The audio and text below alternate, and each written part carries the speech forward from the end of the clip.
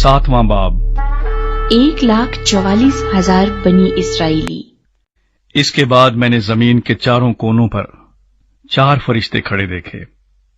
वो जमीन की चारों हवाओं को थामे हुए थे, ताकि जमीन या समुंदर या किसी दरख्त पर हवा न चले। फिर मैंने एक और फरिश्ते को जिंदा खुदा की मोहर लिए हुए मशरिक से ऊपर की तरफ आते देखा।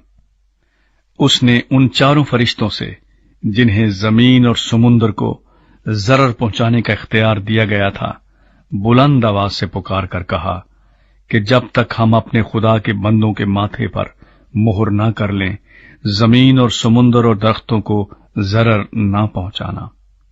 और जिन पर मोहर की गई, मैंने उनका शुमार सुना कि बनी इसराइल के सब कबीलों में से 1,44,000 पर मोहर की गई।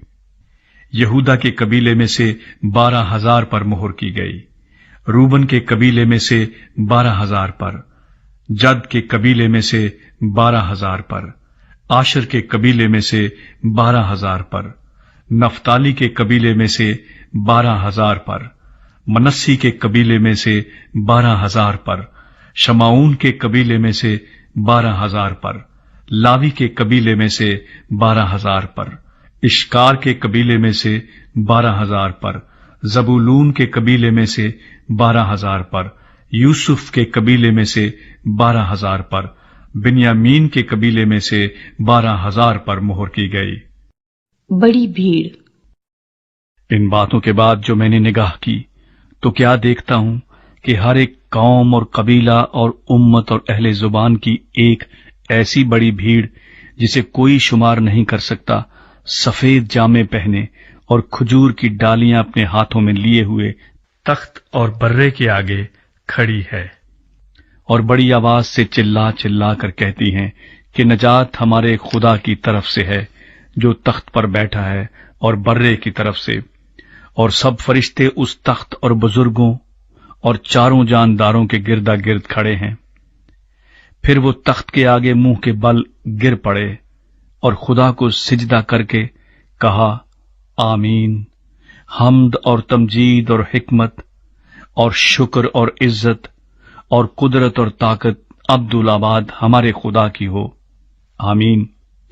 और बुजुर्गों में से एक ने मुझसे कहा कि ये सफेद जामे पहने हुए कौन हैं और कहां से आए हैं? मैंने उससे कहा कि ऐ मेरे खुदावंद, तू ही जानता है। उसने मुझसे कहा, ये वही हैं जो उस बड़ी मुसीबत में से निकलकर आए हैं। इन्होंने अपने जामे बर्रे के खून से धोकर सफेद किए हैं। इसी सबब से ये खुदा के तख्त के सामने हैं और उसके मकदस में रात दिन उसकी इबादत करते हैं, और जो तख्त पर बैठा है वो अपना खैमा उनके ऊपर तानेगा।